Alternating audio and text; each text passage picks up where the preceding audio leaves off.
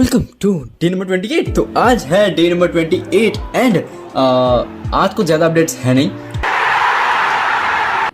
मैं तुमको आधे अधूरे अपडेट्स देना नहीं चाहता हूँ, तो पूरा जो एक कंप्लीट अपडेट आएगा तो उसके बाद मैं तुमको डीएसए का जो भी मैं कर रहा हूँ वो तुमको बताऊंगा। तो मैंने सोचा क्यों ना आज तुम सब लोगों को मेरे प्रोजेक्ट्स दिखाए जाए, जो आज तक मैंने सारे प्रोजेक्ट्स बनाए हैं, मतलब छोटे मोटे जो भी A to Z आज तक मैंने जितनी भी चीज़ बनाई है सब कुछ मैं इस वीडियो में दिखाने वाला हूँ। ठीक है, तो चलो ओके। तो अब मैं तुमको बताता हूँ मैंने आज तक क्या क्या बनाया है। तो सबसे पहले हम लोग आ जाते हैं हमारे पाइथन के फोल्डर में। इसमें सबसे पहले हमारी प्रैक्टिस एंड सीरीज के बारे में अगर तुमको जानना है तो मैं कोड विद हैरी की सीरीज फॉलो की थी डे 1 से लेकर डे 100 तक।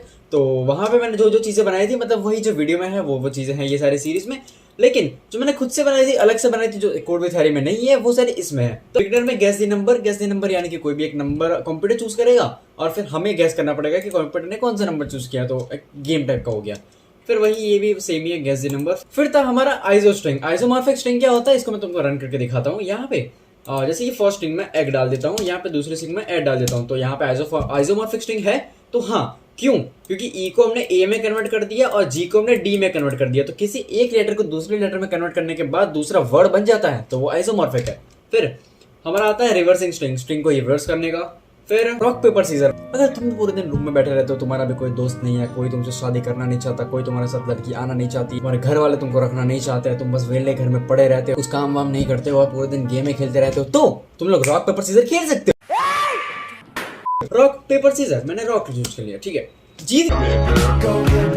फिर है वर्ड काउंटर, हमारे कितने वर्ड्स है वो काउंट करेगा। फिर ये ऊपर जो है ये वाला जो मैंने कमेंट आउट कर रखा है वो है स्ट्रिंग काउंटर, लेटर काउंटर। फिर ये बिगनर करने के बाद हम जाते हैं कैलकुलेटर पे।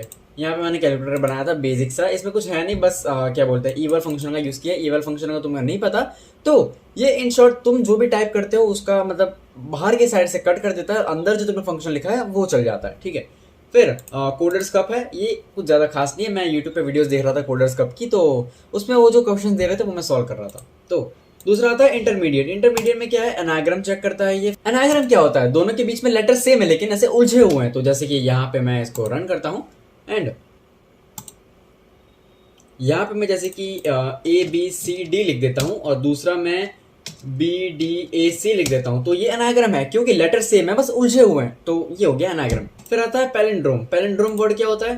पैलिंड्रोम का बेसिक मतलब होता है कि वो सीधा होके भी उल्टा होता है, उल्टा होके भी सीधा होता है। Type the word race car लिख देता हूँ और रेस कार, तो ये एक पैलिंड्रोम वर्ड है। क्यों? क्योंकि रेस कार को सीधा पढ़ो या रेस कार को उल्टा पढ़ो वो रेस कार ही रहेगा। आता है हमारे टिक टैक टॉय पे मैंने ज्यादा काम नहीं किया था क्योंकि मेरे को थोड़ा कॉम्प्लेक्स लगने लगा था, तो फिर मैंने इसको ड्रॉप कर दिया था। मैं बाद में करूंगा ऑब्वियसली, ऐसा ही नहीं है कि मैं तो छोड़ दिया बस ऐसे ही। तो ये थी आज तक की सारी चीजें जो मैंने बनाई है पाइथन में। कुछ ज्यादा नहीं है, आई नो मैं ज्यादा प्रैक्टिस नहीं करता हूँ बिकॉज इतना टाइम नहीं मिल पाता, लेकिन जितना होता है मुझसे मैं उतना भी करता हूँ। तो आज के थे यही अपडेट्स एंड बाकी मैं डीएसए कर रहा हूँ, उसके अपडेट्स जैसे जैसे मतलब अच्छा खासा अपडेट हो जाएगा तो मैं तुमको बता दूंगा, ठीक है। बाकी